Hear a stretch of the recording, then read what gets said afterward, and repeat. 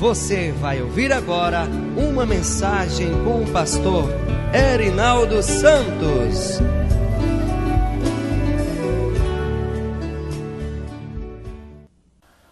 E hoje estamos continuando na nossa campanha e vamos falar sobre o filho mais famoso de Jacó, o filho mais importante que Jacó teve, que foi José. Que se não fosse pela ação de Deus na vida de José, a família teria acabado numa fome. Toda a família teria perecido, todos os irmãos de José teriam perecido. Então, José é muito importante, até mesmo na história do povo de Deus, porque através dele, o povo vai parar lá no Egito e vai se tornar, lá na frente, depois de muito tempo, escravo no Egito.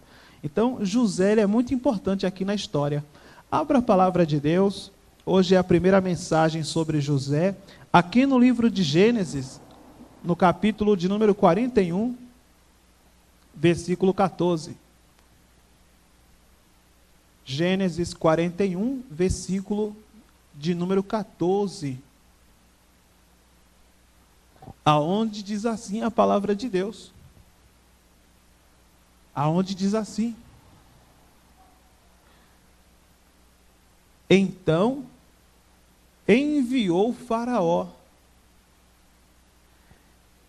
e chamou a José e o fizeram sair logo da cova. E então José se barbeou e mudou as suas vestes e veio a Faraó. E por que o Faraó chamou José? Porque Faraó, o rei do Egito, lembre-se que Faraó não é uma pessoa, Faraó é um título. Faraó é o rei do Egito. A gente vê o Faraó lá da época de Moisés, com certeza não é o Faraó daqui. Porque essa história aqui se passa muitos séculos antes. Então, quando morria um rei e vinha outro rei, dava-se o nome de Faraó. Amém, pessoal? É bom te dizer isso para a gente não ficar confuso. Olha, Faraó aqui ele é bonzinho, lá na frente Faraó é cruel. É porque se trata de outra pessoa. Tá bom, pessoal? Então diz assim: e Faraó disse a José: eu sonhei um sonho, e ninguém há que o interprete. Mas de ti ouvi dizer que quando ouves um sonho, o interpretas. José tinha muita experiência com sonho. Inclusive, José ele tinha interpretado o sonho dos funcionários de Faraó, do garçom, do copeiro, e do padeiro, do mestre de cozinha de Faraó. Eles estavam presos, e o José tinha interpretado o sonho do garçom, do copeiro, e a interpretação do sonho que eles tiveram é que um seria libertado depois de 3 dias. E o outro, que era o padeiro, iria morrer. Porque havia uma suspeita de que um dos dois tentou envenenar o Faraó. Então, como o Faraó não sabia se tinha sido o copeiro ou o padeiro, mandou prender os dois. E aí foi descoberto que tinha sido o padeiro. E esse morreu depois de 3 dias. Ele foi executado por Faraó. E o outro voltou para a função dele. E junto do Faraó, Faraó ele vai ter um sonho muito bizarro. E nesse sonho, ele vai sonhar que vai aparecer 7 vacas gordas, 7 vacas saudáveis, e depois vai aparecer 7 vacas magras e feias e doentes. E as vacas doentes vão devorar, as 7 vacas doentes vão devorar as 7 vacas gordas. E ele vai sonhar outro sonho, olha só que interessante, aonde tem 7 espigas boas de milho e 7 espigas secas, né? Doentes, raquíticas. E as espigas doentes vão destruir, vão devorar as espigas boas. E Faraó sonhou isso. E é um sonho perturbador. Ainda mais que naquela época, naquela cultura, eles davam muita importância aos sonhos. Era através dos sonhos que eles entendiam que o mundo espiritual se comunicava com o mundo físico. Então o faraó ficou desesperado, porque ele pensava, isso com certeza é importante, mas ele não tinha quem revelasse aquele sonho para ele. Mas ele ficou sabendo que José tinha dado a interpretação dos sonhos àquele funcionário que ele tinha, que era o copeiro. Então ele mandou chamar José. Muito bem. Quando ele manda chamar José, e José se apresenta a ele no versículo 16, José vai dizer assim: e respondeu José a Faraó, dizendo: isto não está em mim, isso não está na minha vida. Deus dará resposta de paz a Faraó. Amém? Veja que, contudo, José é humilde. Ele vai dizer: esse dom, ele vem de Deus. E Deus vai dar a resposta a Faraó. Vamos fazer uma oração para a gente ver essa história aqui do José. O José sonhador, o José que tem essa capacidade de interpretar e de entender os sonhos.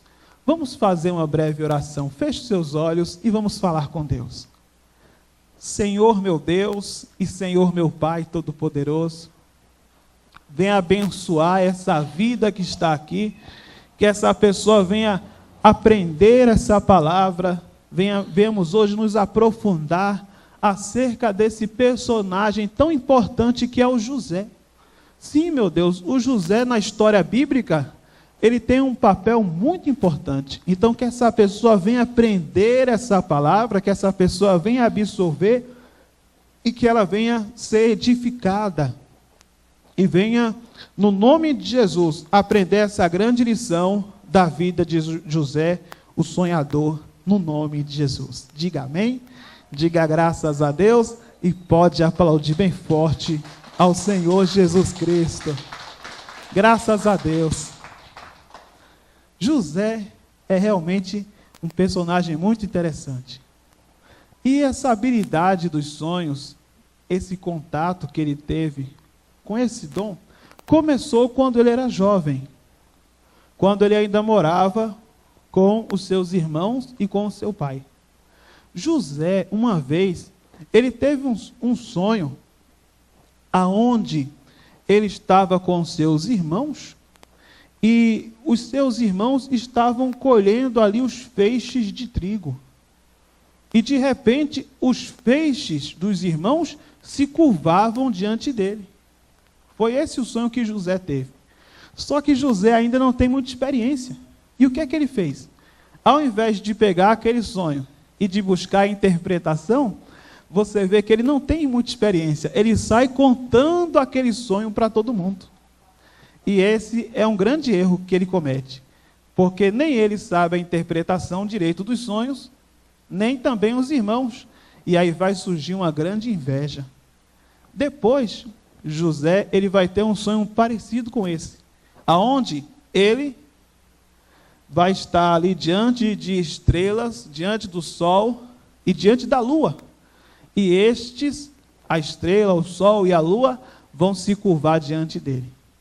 E isso naquele tempo, as pessoas entendiam que o sol e a lua representavam os pais, o pai e a mãe de José.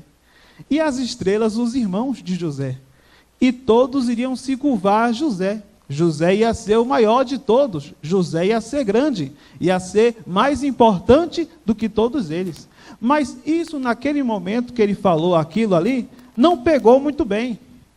Sempre quando a pessoa, ela conta para todo mundo os seus sonhos, ela diz aquilo que Deus tem falado ao coração dela, e ela abre o coração, não pega muito bem, não é verdade? As pessoas não entendem. Quando Deus der um sonho a você, quando Deus te der uma visão, é para você guardar aquilo no coração. Às vezes a pessoa recebe uma visão de Deus e diz: Deus vai fazer isso na minha vida. Deus vai fazer aquilo na minha vida. E não é para a pessoa falar, é para a pessoa guardar aquilo. Então José guardou aquilo no coração durante muito tempo. E durante esse tempo que ele saiu lá da presença dos seus pais, e saiu também da presença dos seus irmãos, ele não conta mais os seus sonhos para ninguém. Ele vai passar muitos anos vivendo como escravo e vivendo também como presidiário, mas ele fica em silêncio. Parece que ele aprende uma lição importante. Ele sabe que aquele sonho representa alguma coisa. Ele sabe que Deus vai fazer alguma coisa em sua vida. Mas, se ele teve outro sonho, ele não falou mais nada. Ele ficou em silêncio. Ele aprendeu a esperar em Deus. E isso é uma lição muito importante. Quando ele foi solicitado, ele interpretou o sonho. E agora, ele parece que está mais maduro. Ele não somente sonha, mas ele teve uma comunhão maior com Deus e agora ele interpreta o sonho. Que interessante. E a gente vê também que ele esperava que ia acontecer alguma coisa na vida dele. Nesse tempo que ele passou, sendo injustiçado e perseguido, em nenhum momento você vê José murmurando ou reclamando. Parece que ele tem uma expectativa de que Deus vai agir baseado naquilo que ele sonhou. Ele não sabia como iria acontecer, mas ele estava esperando. E isso é tão verdadeiro que quando o faraó manda chamá-lo, a Bíblia fala que ele faz a barba e que ele troca as vestes. É como se ele dissesse através dessa atitude: chegou a minha hora, chegou o meu momento, Deus vai fazer acontecer na minha vida. E é realmente um agir de Deus. O homem mais importante do mundo naquela época teve um sonho. E somente José tem a chave da interpretação desse sonho. José é levado até a presença desse homem muito importante. E quando ele ouve o sonho das 7 vacas boas, das 7 espigas boas, ele diz: Faraó, esse sonho quer dizer o seguinte: terão agora 7 anos, teremos 7 anos de muita prosperidade. 7 anos aonde a colheita vai ser muito boa. Mas depois Faraó vai ter 7 anos de miséria. 7 anos de crise. 7 anos que vai ser, o país vai se transformar em um deserto. Não vai ter mais o que colher. Vai ser uma fome absurda. Hoje, até hoje, o país do Egito ainda existe. E depois de José, aquele império ainda resistiu por muitos séculos, até a época de Jesus. Mas se não fosse por José, o Egito não iria existir.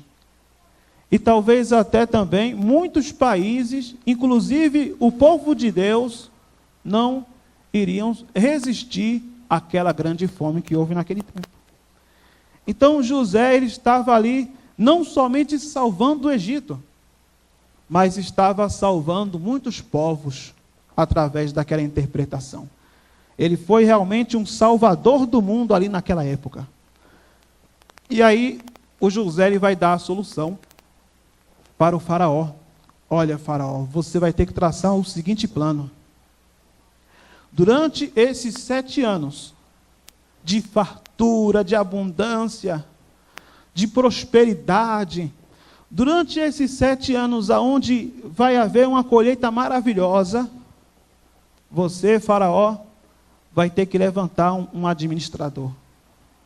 Um governador que recolha em celeiros, que recolha em grandes depósitos 20% de tudo que o Egito produzir. Terá que ser recolhido, terá que ser guardado, terá que ser economizado, terá que ser poupado. Se houver uma plantação e uma colheita que venha produzir 10 toneladas, 2 toneladas guarda no celeiro. E o resto pode comer, pode usar, vai plantar de novo, aí colheu mais uma vez no outro ano. Mais 20 toneladas. Então, 4 vai para o celeiro, e assim será até o 7º ano. Porque depois que passar esses 7 anos, aí vai vir o outro lado da interpretação do sonho. Aí vai vir as 7 vacas magras. Já é daí que vem aquela expressão, né? A vaca está magra. Vem daí, olha só que interessante. Não tem quando as pessoas falam, a vaca está muito magra. Vem daí, vem dessa passagem aqui. Vem desse texto da Bíblia. Porque realmente não foi somente uma vaca magra, não. Foram 7 vacas magras. 7 anos aonde foi uma fome terrível que veio na terra. E aí ele falou para Faraó, ele conversando com Faraó, nesse período vocês vão viver daquilo que vocês guardaram. E aí então, dessa maneira, vocês vão sobreviver a esses 7 anos de crise. E quando o Faraó ouviu essas informações, quando o rei do Egito ouviu, essa palavra assim tão clara, era algo brilhante, porque para ele esse sonho era um mistério, mas agora está tudo interpretado. Deus deu essa capacidade a José. José então tinha esse dom, e aquele sonho que ele sonhou no começo, dos feixes dos seus irmãos se curvando ante o fecho dele, estava se cumprindo, estava começando a se cumprir. Porque quem vai se tornar o administrador lá do Egito? O José. E agora José, o ex-escravo e o ex-presidiário, vai se tornar um vice-faraó. Ele vai se tornar assim um primeiro-ministro, um vice-rei, um vice-presidente, podemos dizer assim, e ainda com mais autoridade do que o próprio faraó. Porque o faraó vai dizer uma coisa impressionante, ele vai dizer assim, José, somente no trono eu serei maior do que você. Ou seja, José, olha, eu ser o faraó é apenas uma mera formalidade, mas quem vai mandar no Egito é você. Faraó vai dar uma total importância, assim, uma responsabilidade a José tão grande que José vai dizer, deixa eu ir ver meu pai. Aí Faraó diz, não vai não, porque eu preciso de você aqui no Egito. O rei vai chegar para o José e vai dizer, não vai embora, não me abandone. Eu quero você aqui do meu lado, eu preciso de você. Você é que vai administrar toda essa situação. E foi o que aconteceu. Faraó vai dar para José o anel dele, o selo do faraó vai estar agora nas mãos de José. Faraó vai dar para José um carro, para ele caminhar, para ele rodar, para ele ir de uma ponta a outra do país, para fiscalizar esse grande trabalho. Faraó vai dar para José roupas da realeza, e por onde José passa, as pessoas têm que se curvar. É interessante que sobre a vida de José, até o seu nome vai ser mudado. O faraó vai dar um nome para ele, que está aqui no versículo de número 45. E diz assim, e chamou o faraó o nome de José, Zafenate Paneia. Ele vai receber esse nome. E esse nome chamado Zafenate Paneia, ele tem uma interpretação também, ele tem um significado. Lembre-se que a maioria dos nomes da Bíblia tem sempre um significado. Por exemplo, o nome Jesus quer dizer Deus salva. O nome, por exemplo, Elias quer dizer Deus é Deus. Deus é Deus. O nome, por exemplo, Daniel quer dizer Deus é meu juiz. Então, a Bíblia era interessante que os nomes têm sempre algum significado, a maioria dos nomes. E no caso desse nome aqui, Zafenate Paneia, tem um significado também muito adequado, quer dizer o Salvador do mundo. O Salvador do mundo. Então, por onde José andava, as pessoas diziam, lá vai o Salvador do mundo. Aí você vê que José, ele é assim um arquétipo de Cristo no Antigo Testamento. Ele é uma figura de Cristo. Ele é uma figura profética de Cristo, porque ele tem muita semelhança com o nosso Salvador. José, por exemplo, ele foi traído pelos seus irmãos. Ele foi vendido por 20 moedas de prata. Jesus também foi traído, foi abandonado pelos seus discípulos e foi vendido também por quantas moedas de prata? 30 moedas de prata. Não é verdade? José, ele foi para o Egito à força. Jesus também. Jesus foi perseguido quando criança e foi para o Egito à força. José, ele salvou o mundo naquele tempo através desse plano. E Jesus, quem é o nosso Salvador? Eis o Cordeiro de Deus que também salva o mundo, porque ele tira o pecado do mundo. A salvação que veio através de José, uma salvação material. A salvação que vem através de Jesus, a salvação da alma, a salvação espiritual. Então, José, ele vai colocar aquele plano em prática e ele vai fazer com que todo o Egito venha a ser salvo através daquele plano. Aonde era separado 20% e era entregue a Faraó, era entregue, na verdade, a José. José colocava num celeiro e aquilo vai ser uma provisão para os anos futuros. E isso vai ser a conclusão, não é? Na verdade, vai ser o cumprimento daquele sonho que ele teve lá atrás, quando era criança. Amém, povo de Deus? Então, tenha certeza, se você anda na vontade de Deus, o sonho que ele colocou no seu coração, ele vai se cumprir. Agora, continue crendo, continue esperando. José esperou todo aquele tempo. E ele não reclamou, ele tinha fé que os sonhos de Deus iriam se cumprir na vida dele, e se cumpriram fielmente. Assim também vai ser na vida daquele que crê. Se você tem um sonho, pode ter certeza, ele vai se cumprir na sua vida se ele vem de Deus. Não precisa você contar para ninguém, não precisa você fazer feito José. José pecou por causa disso. Ele contou para quem? Para todo mundo. Às vezes a pessoa não se contém, não é verdade? Ela conta tudo que vai acontecer para todo mundo. É aí que dá tudo errado na vida da pessoa. A pessoa tem que guardar aquele segredo e esperar o tempo de Deus, e ele vai fazer acontecer no nome de Jesus. Amém? Fique de pé, por favor, e pode aplaudir bem forte ao Senhor Jesus.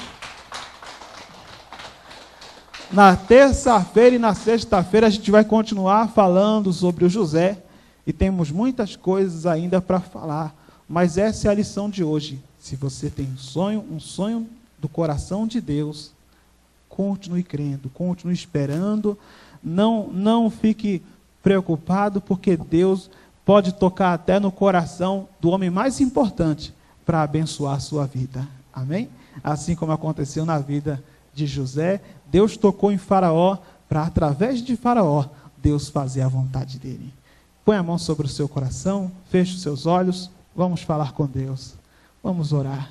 Senhor meu Deus e Senhor meu Pai Todo-Poderoso, venha abençoar, meu Deus, cada vida que está aqui, cada uma dessas pessoas, cada pessoa que está aqui, com certeza o Senhor colocou um sonho no coração. Colocou algo que vai realizar na vida dessa pessoa, na família, no lar, enfim, meu Deus, na vida financeira, ainda esse ano. Quem sabe essa pessoa tem um grande sonho em seu coração, um desejo, algo que está oculto, que se ela contar para alguém, vai gerar até uma inveja, meu Deus. Vai gerar até uma perseguição. Porque essa informação não é informação humana, é informação que vem do alto. Assim como o Senhor fez na vida de José, faz na vida dessa pessoa também. Que no tempo certo, que no tempo de Deus, essa pessoa venha ser, meu Deus, uma bênção. Venha crescer, venha realizar o seu sonho. Venha, meu Deus, viver o seu propósito. venha viver a promessa e venha fazer a tua vontade. Abençoa, meu Deus, o teu povo poderosamente, no nome de Jesus. Amém e graças a Deus. Diga amém, Jesus. Diga graças a Deus e pode aplaudir bem forte a esse Deus maravilhoso.